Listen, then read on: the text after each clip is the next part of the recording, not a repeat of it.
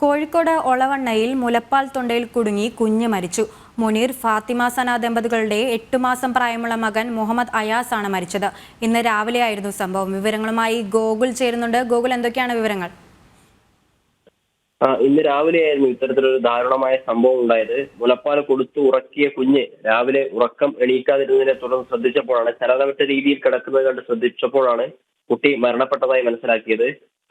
മുലപ്പാൽ കൊടുത്ത് ഉറക്കാൻ കിടത്തായിരുന്നു. ഒളവണ്ണ മൂർക്കനാട് പാറക്കൽ താഴം മുനീർ ഫാത്തിമ സന ദമ്പതികളുടെ 8 മാസം മാത്രം പ്രായമുള്ള ഏക മകനാണ് മുഹമ്മദ് അയാസ്.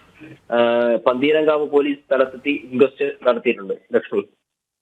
ശരി, കോഴിക്കോട് ഒളവണ്ണയിൽ മുലപ്പാൽ തൊണ്ടയിൽ കുടുങ്ങി കുഞ്ഞ് മരിച്ചിരിക്കുകയാണ്. മുനീർ ഫാത്തിമ സന ദമ്പതികളുടെ 8 മാസം പ്രായമുള്ള മകൻ മുഹമ്മദ് അയാസ് ആണ് മരിച്ചത്. കൂടുതൽ വിശദാംശങ്ങൾ നൽകുകയായിരുന്നു ഗോകുൽ.